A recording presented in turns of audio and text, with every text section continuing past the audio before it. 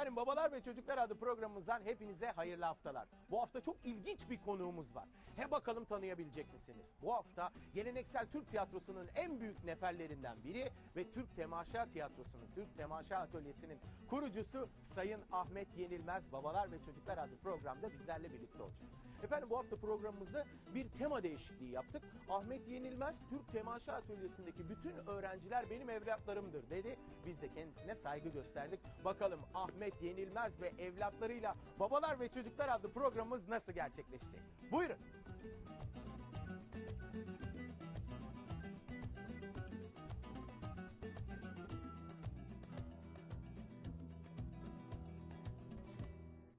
Korkusuzca girdiği kavgalardan yara almadan çıkar. Eşkıya, hain, çıyanları heybetiyle kovar. Çilenin ablukasından alnı açık, başı dik çıkar. Koca yürekli adam. Baba, baba, baba, baba. Kan ağlarken yüreği, gözünden görmedim. 5 parasız günlerin sabahında kısmet tellallarına minnet etmeyen koca yürekli adam. Baba, daha dün yaşadım dediği 70 yıllık ömür. Küsmüş hayatın fildişi kulelerine, tırnaklarını geçirmiş kendi yüreğine, kanattıkça yüzü gülüyor, dili söylüyor. Konuş, konuş, konuş, sakın ha susma. Koca yürekli adam. Baba. Yürüdüğünde yeri titreten, kıymet bilen, kıymetini bilemediğim, derdimi söyleyemediğim, canım, canım, canım baba, canım baba, canım baba. Yeni anlayışa göre çocuğun eğitimi annesinin karnında başlar. Doğumdan sonra da devam eder. Çocuğun temel eğitim kurumu ailesidir. Kişiliği 6 yaşına kadar ailesinden aldığı eğitimin kalitesine ve şekline uygun olarak tamamlanmış olur. Şimdilerde okullar açılıyor. Çocuğumuz okulda güvensiz ve başarısız olursa sorumlusu ailesinde eksik kalan ve yanlış verilen eğitimdir. Onun için bizler diyoruz ki okul her zaman ailede başlar.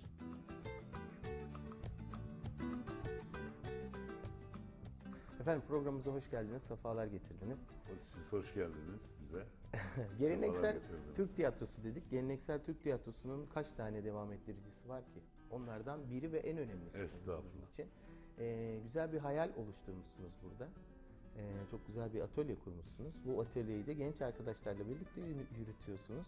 Öncelikle ben teşekkür ediyorum. Hem kanala hem bir meslektaşım olarak sizi ağırlamaktan onur duyuyorum. Çok teşekkür ederim. Gerçekten beyefendiliğinizde ayrı bir yerdesiniz gönlümde. Yenilmez Sanat Merkezi uzun bir sürecin ürünüdür. Duruşuyla farklılığından dolayı hep gönülmezden gelinilmiştir. Diğer alanlarda olduğu gibi ticarette, siyasette, sanatta ve edebiyatta nedense biz hep görünmedik. Öteki olarak adlandırıldık. Ve bu zamana kadar gelen yapılanmaların dışında durmak zorunda kaldık. Ve kendi başımıza, kendi çevremizde, kendi imkanlarımız dahilinde bir şeyler ortaya koymaya çalıştık. Bu süreç sadece İstanbul'da oluşmuş bir süreç değil. Evet. Öncesi İzmir var. En güzeli de o zaten. Evet. Anadolu'dan, göçebe toplumu oluşumuzdan, göçe İstanbul Büyükşehir Metropol'e kadar geldiniz. Evet, İyi ki de geldiniz, sizden başka da yok. Estağfurullah. Şimdi arkada oturan arkadaşlarım tabii buraya ilk önce öğrenci olarak gelmiş arkadaşlar. Ama tabii ki ilk birinci yılın sıkıntıları ve birinci yılın aksaklıkları neticesinde öğrencilikten bir anda benim yol arkadaşlığım konumuna geldiler. Yani estağfurullah. Yani onlar belli bir eğitimin içerisinde olmaktan ziyade Yenilmez Sanat Merkezi'nin her bir işiyle ilgilenen yol arkadaşı oldular. Sadece mesleki anlamda değil, o kadar güzel karşıladılar ki bizi ve ekibimizi. O sizin o candanlığınız ve insan niyet duygunuzu da çok iyi almış arkadaşlarınız. Çok teşekkür ediyoruz. Onlar benim bir ömür artık bıkmadıkları sürece bundan sonraki okul çalışmalarımızda ve bundan sonraki çalışmalarımızda yol arkadaşım olacaklardır. Devam edeceklerdir. Eğitimlerini tam anlamıyla tamamladılar mı? Zaten mesleki olarak siz de bilirsiniz ki bu işte eğitim hiç bitmez. Hep öğrenme konumunda olursunuz. Ben onlardan öğrendim. Onlarla Türkiye'de birçok büyük prodüksiyonlar ortaya koyan tiyatroların yapmadığı şeyleri yapmaya, belki deli cesareti vardı. Hiçbirini sahnede görmememe rağmen, hiçbirine gerekli vakti ayıramamama rağmen, onlarla bakışlardan ve duruşlarından aldığım güvenle biz gerçekten ülkemizde Edep ve adabı verdik diyorsunuz estağfurullah, yani. gerçekten çok hoş işler yaptık.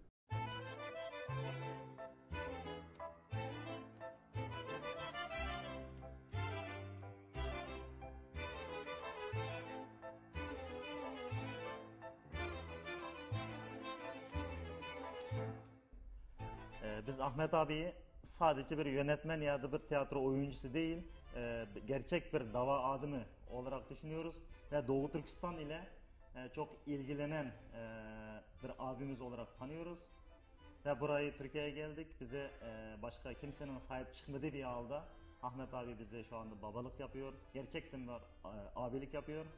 Biz de şu an yanında çok bir mutluyuz.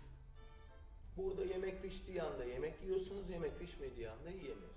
Tabii tabii. Yani Ahmet abinin yanında yani gerçekten bir sevinç içinde çok mutluluk çok mutluluk içinde yaşıyoruz. Film çekip sonra filmi ülkenize götürmek istiyorsunuz. Bizim yani tam amacımız Doğu Türkistan hakkında film çekmek. Yani Uygur Türklerinin kültürünü, oradaki zulmü, yurt dışındaki insanlara anlatmak amacıyla bu yurt dışını şu anda Türkiye'de burada yaşıyoruz. Şu an Ahmet abi de tam bizim bu konularımıza yardım üzerinde çok yani projelerimizi beraber paylaşıyor, yardımlaşıyor.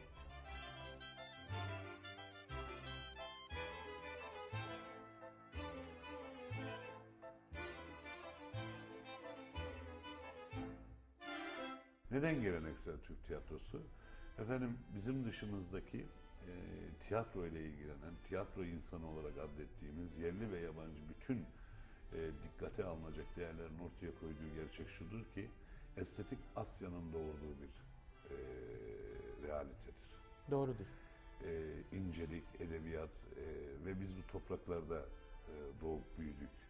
Ta Türkistan'ın içerilerinden geldik ve Anadolu'ya çadırımızı kurduk ve buradan da ta Viyana kapılarına derken oluşan evrensel değerler içerisinde bizden öncekiler bir katkıda bulunmuşlar. Ama öyle bir zaman gelmiş ki o oluşan evrensel değerlerin içerisine katkıda bulunamaz hale gelmişiz. Bunda çeşitli etkenler vardır. Türkiye Cumhuriyeti Devleti'nin yeni kurulan ve 20. yüzyılın hemen başında yeni bir elbisenin provalarının yapıldığı bir dönemde ihmaller olmuş, ötekileştirmeler olmuş ve netice itibariyle biz edebiyatın bütün dallarında dibe vurma gibi bir acı gerçekle yüzleşmişiz. Evet. Oysa Anadolu'da bizim geleneksel sanatlarımızın her biri teknolojiye ve endüstriye göğüs gererek hala varlıklarını devam ettiriyorlar. Erzurum'un köy odalarında, Ordu'nun köylerinde, Anadolu'nun çeşitli vilayetlerinde, Ege'de, folklorumuzda, cenazemizde, ekin yerlerimizde, harmanlarımızda, aşlarımızda, ağıtlarımızda her şeyde bizim tiyatral bir sunum var. Evet. İşte bizim gayemiz hem yerli bu kültürümüzü bizden önceki kuşakların, bizden önceki ustaların bugüne kadar taşıdıkları, artık ufak kırıntılarını bulduğumuz bu yerli kültürümüzü alıp biraz daha farklı belki çağın yeni gerçekleriyle de örtüştürerek ne yapabiliriz kaygısı içerisinde olduk. Bunu şahıs olarak belki ben üstlendim. Meddah çalışmalarıyla başladı.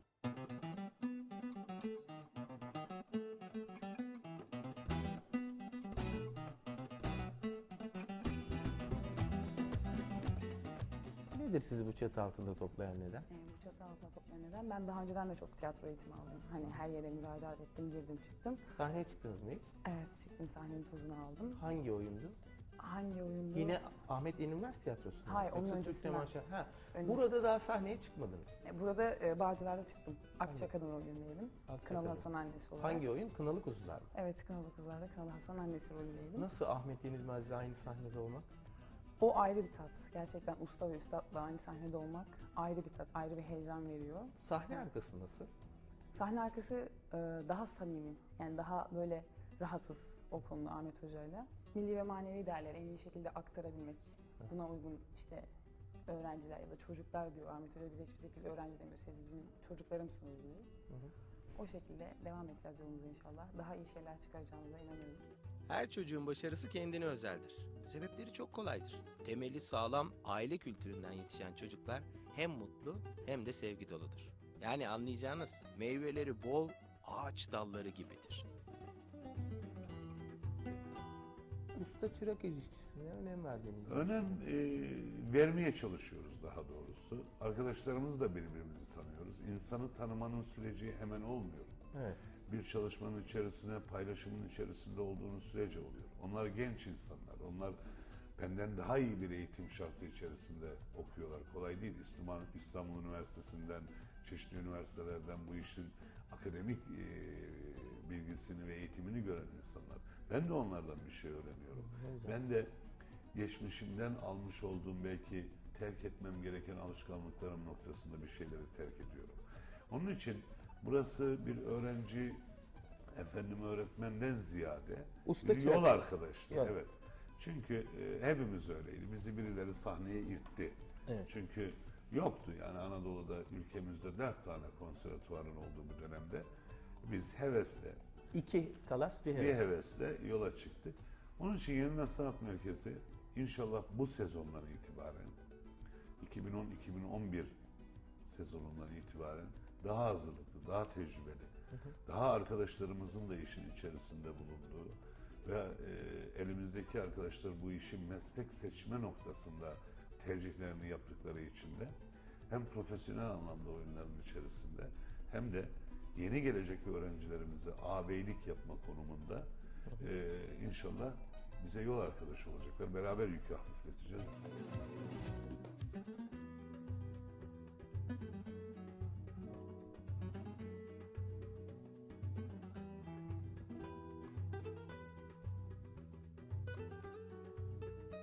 Burada yani Ahmet Yenilmez hocamızın önderliğinde buradaki arkadaşlarımızla yani milli ve manevi değerler doğrultusunda bizim bu toprakların değerlerini, bu toprakların Anadolu'nun değerlerini, Anadolu'nun kültürünü yine Anadolu halkına anlatmak bizim buradaki derdimiz. Zaten Yani tiyatronun da şeyi budur değil mi? Derdi de budur. İnsanı insana insanca İnsanca anlatmak. anlatmak. İnsan sanatına tiyatro denir. aynen öyle.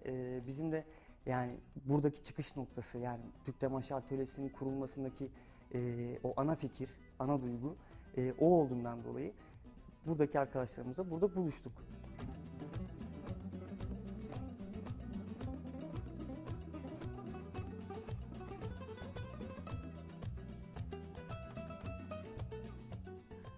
Öncelikle bizim kıymetli hocamız, hani severiz.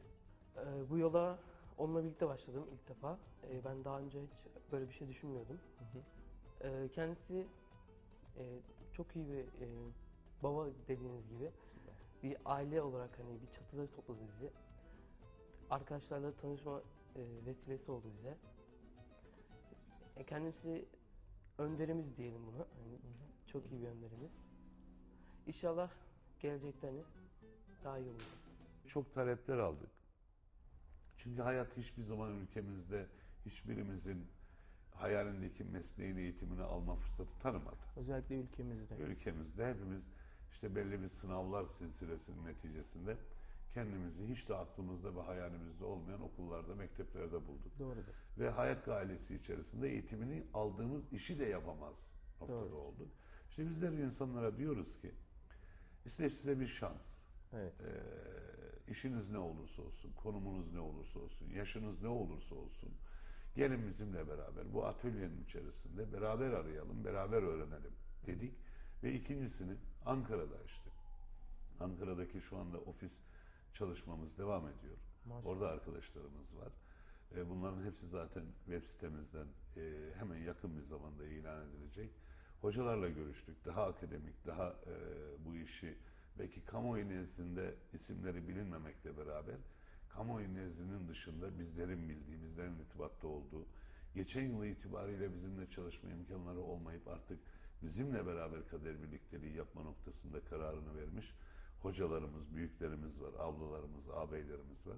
İşte onlarla müfredat görüşmelerini yaptık ve nasip kısmet olursa inşallah 1 Ekim itibariyle sınavlarımızı o Ekim'in ilk haftası ve 15 günlük periyot içerisinde açıp, çünkü siz de takdir edersiniz ki tiyatro bir yetenek işidir. Herkes tiyatro oyuncusu olmayabilir ama herkes çok iyi bir tiyatro izleyicisi olabilir. Evet. Bir öykü tadını alabilir, öyküyle haşır neşir olabilir.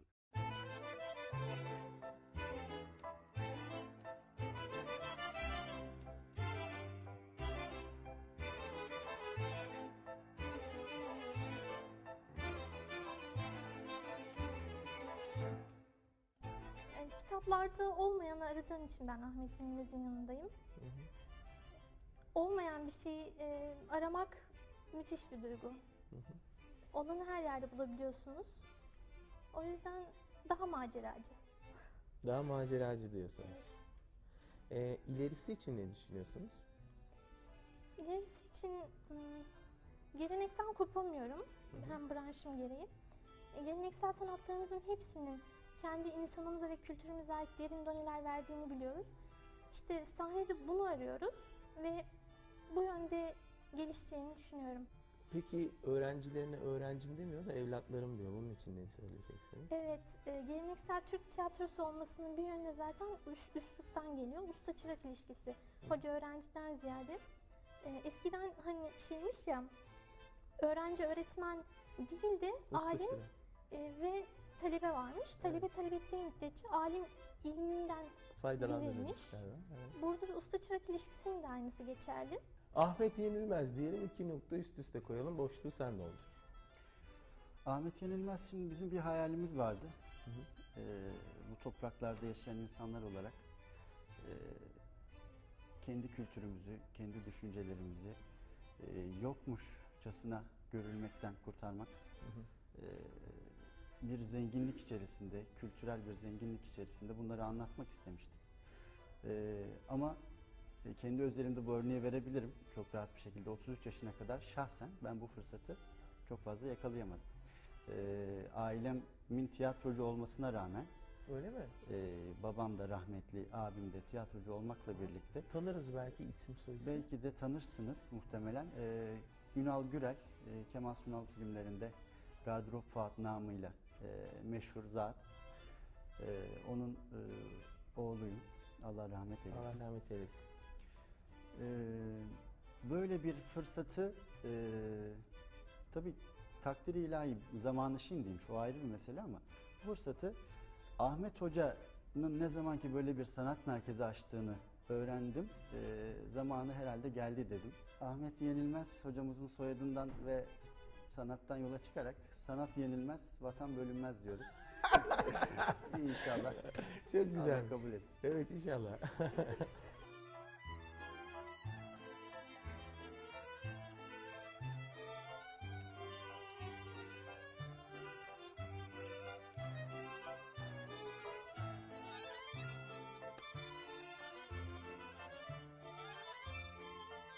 Kınalı Kuzular ve Safahat'tan sonra 3. bir oyun mu çıkacak? Tabii ki çıkacak.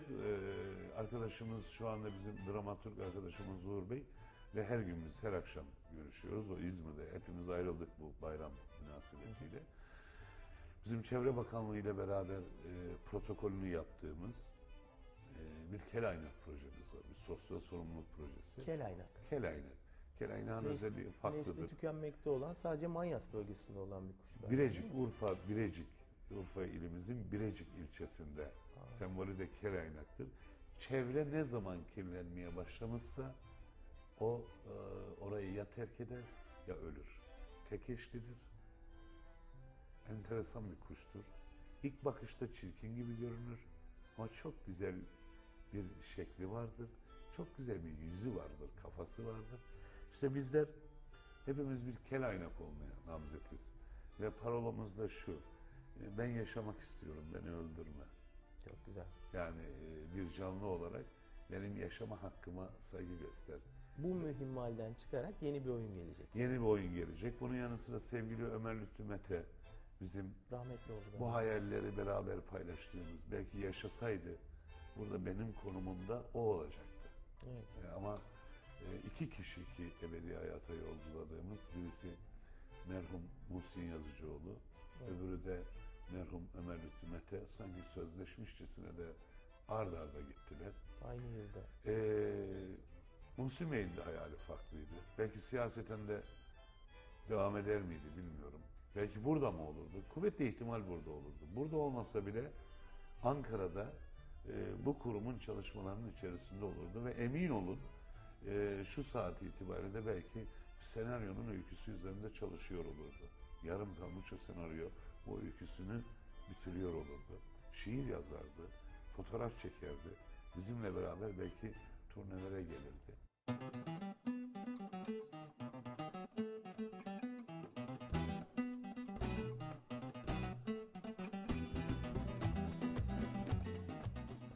Hekimoğlu İsmail'in, Üstad Hekimoğlu İsmail'in çok güzel bir sözü var. Diyor ki, İspanya'ya boğa güreşlerini seyretmeye gittim. Eğer birinci boğanın başına gelenleri ikinci boğa kestirebilseydi, bilecek olsaydı matadorların elinde oyuncak olmayacaktı. Bizim yaptığımız ekip olarak arkadaşlarımızla birlikte bir şeyler anlatmak. Ne mi anlatıyoruz? Biz Çanakkale'yi anlatıyoruz.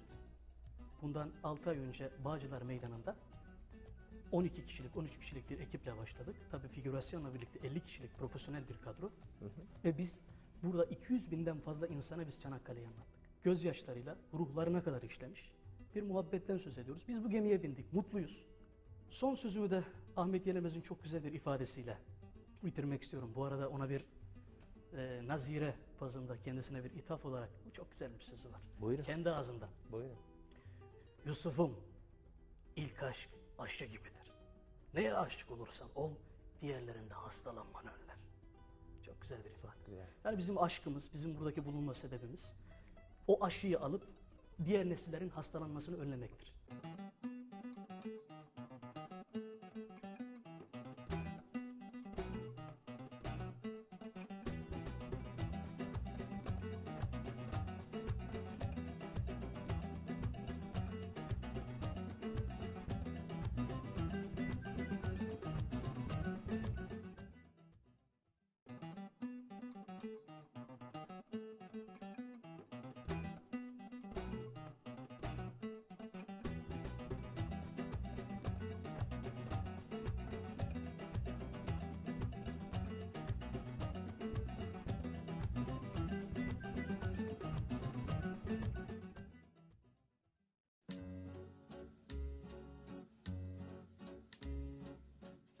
Bir aileye sahip olmak, fiziksel, zihinsel, duygusal ve ruhsal gelişimi için gereken maddi ve manevi desteği almak her çocuğun temel hakkıdır.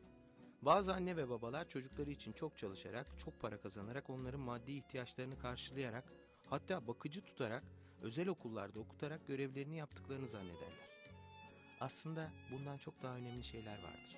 Mesela sevgi, güven, yardımlaşma, paylaşma, işbirliği, dini eğitim gibi manevi ihtiyaçları hiçbir zaman ihmal edilmemelidir.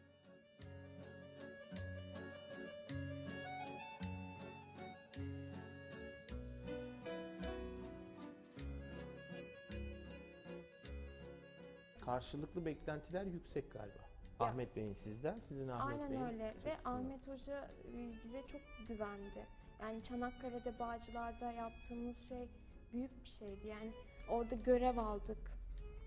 Kendimizin bile fark etmediği özelliklerimizi fark ettik. Bize güvendi, inandık. Eğer güvenmeseydi orayı çıkartmazdı bizleri. Ama çok büyük bir tecrübe oldu. Hepimiz için çok büyük bir tecrübeydi. İşte daha önce de bahsettiği gibi Marmara, Küllük Sohbetleri yine aynı şekilde.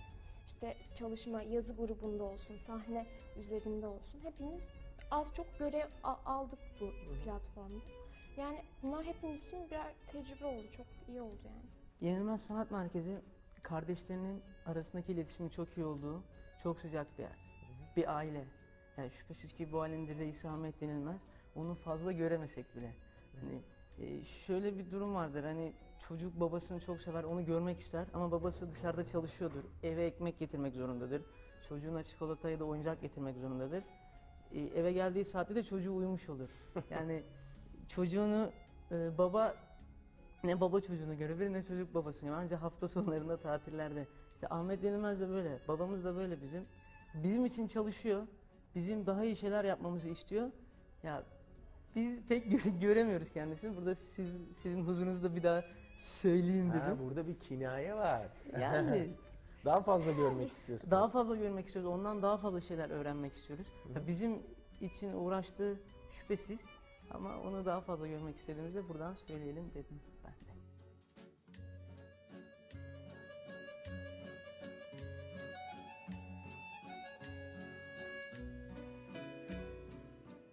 Kınalı kuzular yapılmadan önce Kültür Bakanlığı verileriyle konuşuyorum. Çanakkale'ye ziyaretçi sayısı 630 bin. Kınalı kuzulardan sonra Çanakkale'ye ziyaretçi sayısı 8 milyon, 8,5 milyona ulaştı. Siz İstiklal Marşımızın şairi Mehmet Akif'le alakalı bir tane drama çalışmasında bulunmamışsınız. Hatta ve hatta hasta yatağında son röportajını yapan üniversite talebesine son sözün nedir diye sorulduğunda verdiği cevap ağlayarak ve gücünü zor toplayarak "Ya Rabbi, bu millete bir daha İstiklal Marşı yazdırma ya Rabbi" diye dua eden bir insanın öldüğü yeri genç nesle anlatamamışsınız. Bakın 70 küsur oyun oynadık biz Akif oyunumuzda. Samimiyetle size temin etmek istiyorum ki 70 küsur oyunda valiler vardı protokolde, edebiyat öğretmenleri vardı, genel müdürler vardı, müsteşarlar vardı. Üst düzey. Bütün öğrencisi vardı. Yani toplumun her kesiminden insan vardı.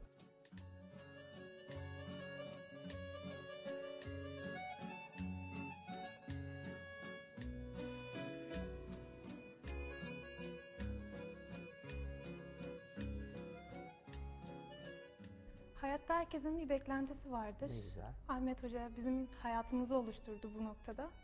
Ve bu hayatın şekillenmesinde çok büyük hayaller kurduk. O da kurdu, biz de kurduk. Ama emin adımlarla ilerliyorsunuz galiba. Emin adımlarla ilerliyoruz. İnşallah da yani ilerliyoruzdur. Biz öyle düşünüyoruz veya öyle temenni ediyoruz. Ahmet Hoca da umarım bizim hakkımızda büyük beklentileri vardır ve bu beklentilerin hayata geçmesi için biz nasıl onu hayatın büyük bir temel taşı haline getirdiysek o da inşallah bizim için bunları düşünüyordur ve öyle olduğunu söylüyor. Beklentilerimiz bu temaşa atölyesine ilk geldiğimizde işte aldığımız dersler bize buranın gerçekten farklı bir yer olduğunu farkına vardırdı. Evet. Çocuğun kişilik gelişiminde anne ve baba modeli çok önemlidir. Taklit ve oyun çocuğun en etkili öğrenme araçlarından biridir. Çocuk sevdiği aile üyelerini ve arkadaşlarını taklit ederek yeni şeyler öğrenir ve onlarınkine benzer davranış kalıpları edinir. Çalışan anneler çocuklarına gündüzleri yeteri kadar zaman ayıramadıkları için onların bakımını ve eğitimine başkalarına bırakmak zorunda kalırlar. Çocuğun teslim edileceği kişi tercihen her zaman çocukla kan bağı olan büyük anne, hala, teyze gibi yakın akrabalardan biri olmalıdır. Bize ve sevgili seyircilerimize bir şiir, yani böyle veda mahiyeti. Estağfurullah. Programımıza veda asla. Estağfurullah. Yanlış anlaşılmasın. Estağfurullah. Şimdi beni izleyen sevgili izleyicilerime, babamı da görünce, benim babam enteresan bir adam ya, sıyrık bir adam. Ordunun ilk makinesi. Mahsulden belli. Estağfurullah. O gözünün rengi, oturdum babamın gözünü seyrettim, biliyor musun? Böyle benim babamın gözünün rengi gün içerisinde güneş ışığıyla beraber değişir. Gül de Peygamber Efendimiz'i sever. Ya estağfurullah. Sevgili Sırrı Çınar kardeşimizin, Allah uzun ömürler versin kendisine, bir şiiriyle bitireyim ve bütün ebedi hayata göçmüş olan bizi izleyenlerin babalarına rahmet dileyim. Yaşayanlara da hayırlı ömürler ve uzun ömürler dileyim. Bu şiirden sonra da babası yanında olanlar yaşı kaç olursa olsun bir çocuk gibi zıplasınlar babalarının kucaklarına. Yanında olmayanlar da hemen telefonu açsınlar ve şunu söylesinler: seni çok seviyorum koca yürekli. İyi ki varsın. Bakın basit bir hareket bile yapmak hemen nasıl bir güzelliği ortaya çıkarıyor. Tabii. Koca yürekli adam. Korkusuzca girdiği kavgalardan yara almadan çıkar.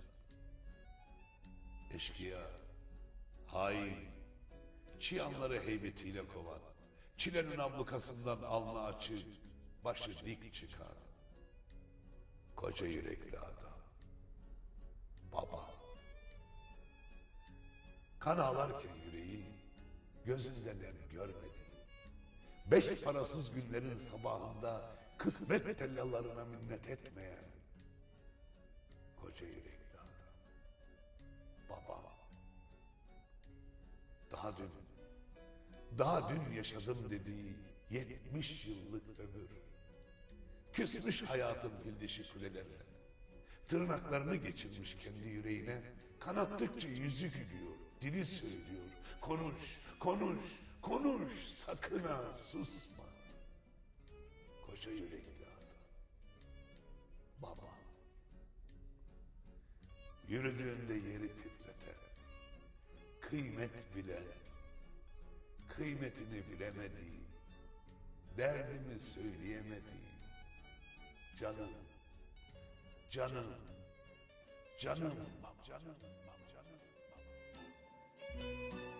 Efendim maalesef bu hafta bize ayrılan sürenin sonuna geldik. Ama merak etmeyin, sadece bu hafta bize ayrılan sürenin sonuna geldik. Hayat tüm güzellikleriyle ve tüm hızıyla devam ediyor. Bu haftaki konuğumuz Ahmet Yenilmez'di.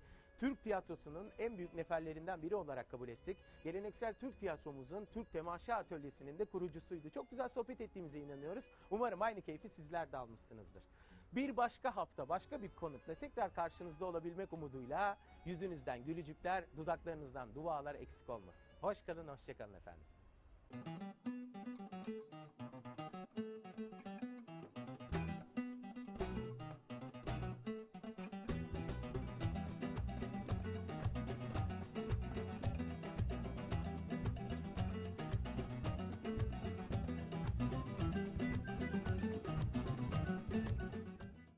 Eğitimin içerisinde olmaktan ziyade Yenilmez Sanat Merkezi'nin her bir işiyle ilgilenen yol arkadaşı oldular. Sadece mesleki anlamda değil, o kadar güzel karşıladılar ki bizi ve ekibimizi. O sizin o candanlığınız ve insan niyet duygunuzu da çok iyi almış arkadaşlarımız. Estağfurullah. Çok teşekkür ediyoruz. Onlar benim bir ömür artık bıkmadıkları sürece bundan sonraki okul çalışmalarımızda ve bundan sonraki çalışmalarımızda yol arkadaşım olacaklardır.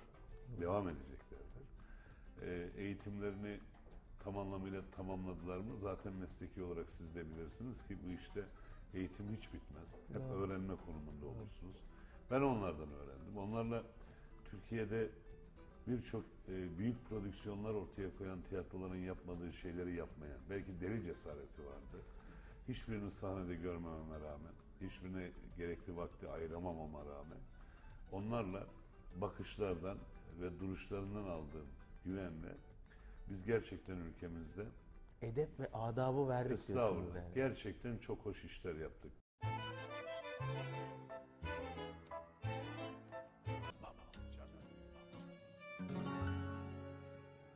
Yeni anlayışa göre çocuğun eğitimi annesinin karnında başlar. Doğumdan sonra da devam eder. Çocuğun temel eğitim kurumu ailesidir. Kişiliği 6 yaşına kadar ailesinden aldığı eğitimin kalitesine ve şekline uygun olarak tamamlanmış olur. Şimdilerde okullar açılıyor. Çocuğumuz okulda güvensiz ve başarısız olursa sorumlusu ailesinde eksik kalan ve yanlış verilen eğitimdir. Onun için bizler diyoruz ki okul her zaman ailede başlar.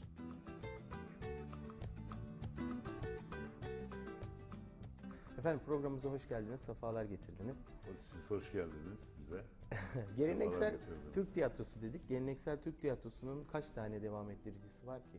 Onlardan biri ve en önemlisi bizim için. Güzel bir hayal oluşturmuşsunuz burada. Çok güzel bir atölye kurmuşsunuz. Bu atölyeyi de genç arkadaşlarla birlikte yürütüyorsunuz. Öncelikle ben teşekkür ediyorum. Hem kanala hem bir meslektaşım olarak sizi ağırlamaktan onur duyuyorum. Çok teşekkür ederim. Gerçekten beyefendi dediğinizde ayrı bir yerdesiniz gönlümle. Yenilmez Sanat Merkezi uzun bir sürecin hain, çıyanları heybetiyle kovan, Çilenin ablukasından alnı açık, başı dik çıkar. Koca yürekli adam. Baba, baba, baba, baba. Kan ağlarken yüreği, gözünden görmedim. 5 parasız günlerin sabahında kısmet tellalarına minnet etmeyen koca yürekli adam. Baba. Daha dün yaşadım dediği 70 yıllık ömür. Küsmüş hayatın fildişi kulelerine. Tırnaklarını geçirmiş kendi yüreğine. Kanattıkça yüzü gülüyor, dili söylüyor. Konuş, konuş, konuş, sakın ha susma. Koca yürekli adam. Baba. Yürüdüğünde yeri titreten, kıymet bilen, kıymetini bilemediğim, derdimi söyleyemediğim, canım, canım, canım, canım. Ünlüdür. Duruşuyla farklılığından dolayı hep görünmezden gelinilmiştir. Diğer alanlarda olduğu gibi ticarette, siyasette, sanatta ve edebiyatta nedense biz hep görünmedik. Öteki olarak adlandırıldık. Ve bu zamana kadar gelen yapılanmaların dışında durmak zorunda kaldık. Ve kendi başımıza, kendi çevremizde, kendi imkanlarımız dahilinde bir şeyler ortaya koymaya çalıştık. Bu süreç sadece İstanbul'da oluşmuş bir süreç değil. Evet. Öncesi İzmir var. En Büyük güzeli de o zaten. Evet. Anadolu'dan, göçebe toplumu oluşumuzdan. Göçe İstanbul Büyükşehir Metropol'e kadar geldik. Evet, İyi ki de geldiniz, sizden başka da yok. Estağfurullah. Şimdi arkada oturan arkadaşlarım tabii buraya ilk önce öğrenci olarak gelmiş arkadaşlar. Ama tabii ki ilk birinci yılın sıkıntıları ve birinci yılın aksaklıkları neticesinde öğrencilikten bir anda benim yol arkadaşlığım konumuna geldiler. Yani estağfurullah. Yani onlar belli bir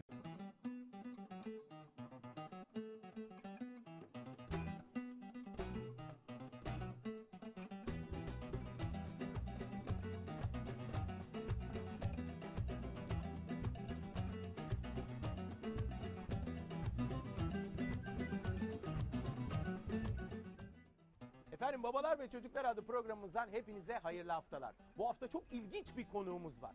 Bakalım tanıyabilecek misiniz? Bu hafta geleneksel Türk tiyatrosunun en büyük neferlerinden biri ve Türk Temaşa Tiyatrosu'nun, Türk Temaşa Atölyesi'nin kurucusu Sayın Ahmet Yenilmez Babalar ve Çocuklar adlı programda bizlerle birlikte olacak. Efendim bu hafta programımızda bir tema değişikliği yaptık. Ahmet Yenilmez, Türk Temaşa Atölyesi'ndeki bütün öğrenciler benim evlatlarımdır dedi. Biz de kendisine saygı gösterdik. Bakalım Ahmet Yenilmez ve evlatlarıyla Babalar ve Çocuklar adlı programımız nasıl gerçekleşecek? Buyurun.